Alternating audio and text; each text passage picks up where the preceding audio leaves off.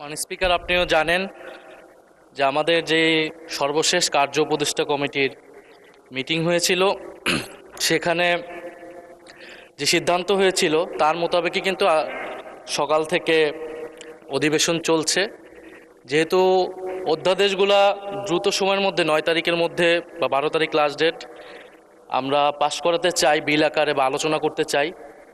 তো সে কারণে সকাল থেকেই অধিবেশন চলছে এবং শুক্রবারও অধিবেশন চলার কথা।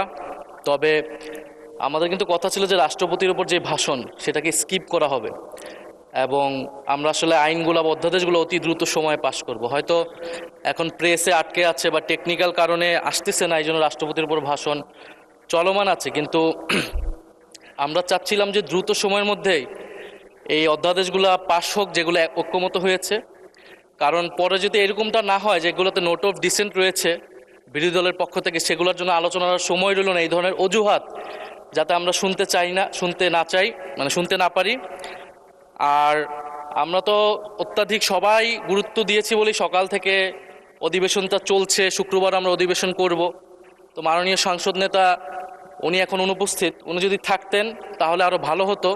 কারণ আমরা কিন্তু সবাই এটাকে সবচেয়ে বেশি ইম্পর্টেন্স দিচ্ছি, আজকের এই উপস্থিতি এবং অধ্যাদেশগুলোকে। তো আমাদের অনুরোধ থাকবে যাতে রাষ্ট্রপতির ভাষণ সেটাকে স্কিপ করে অধ্যাদেশগুলোকেই যাতে দ্রুত সময়ের মধ্যে আমরা ঐক্যমতের অধ্যাদেশগুলোকে আমরা বিল আকারে পাশ করতে পারি। ধন্যবাদ মাননীয় স্পিকার। ধন্যবাদ। আপনি আপনি বসুন, মাননীয় বিরোধী দলের চিফ, সরকারি দলের চিফ হুইপ, একটু বসুন প্লিজ। ধন্যবাদ মাননীয় বিরোধী দলের চিফ হুইপ।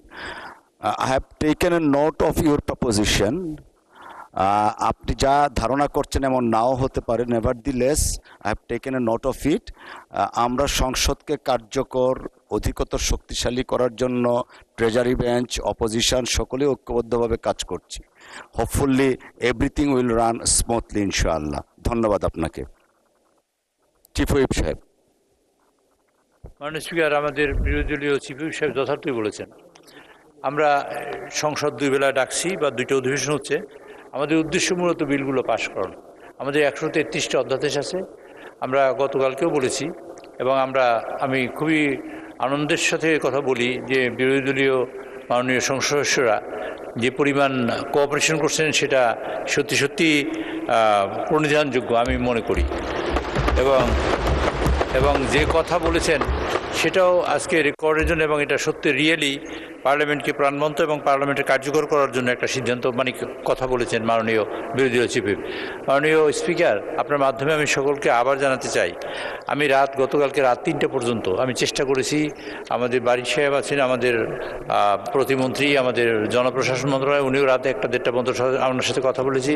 আমাদের মাননীয় সংসদের সচিব সাহেব তিনি ওখানে নিজে সশরীরে উপস্থিত থেকে রাত 12টা-1টা পর্যন্ত চেষ্টা করেও আমরা বিল বিজেপির থেকে, এবং সেখানে ল মিনিস্ট্রির 2জন লোক ছিলেন এবং সংস্থাপন মন্ত্রণালয়ের জনপ্রশাসন মন্ত্রণালয়ের 2জন লোক ছিলেন, তারা সবাই উপস্থিত হয়েও আমরা চেষ্টা করেও সারা রাত ধরে চেষ্টা করেও আমরা কাঙ্ক্ষিত পরিমাণ প্রস্তুত হয়নি। তবে এই কথা সত্য যে আমরা বিল এখানে হাজির করতে পারবো কালকে দুপুরের মধ্যে, সমগ্র বিলগুলো আশা করি, এবং আমরা সব প্রিন্টেড পাবো কালকে দুপুরের মধ্যে।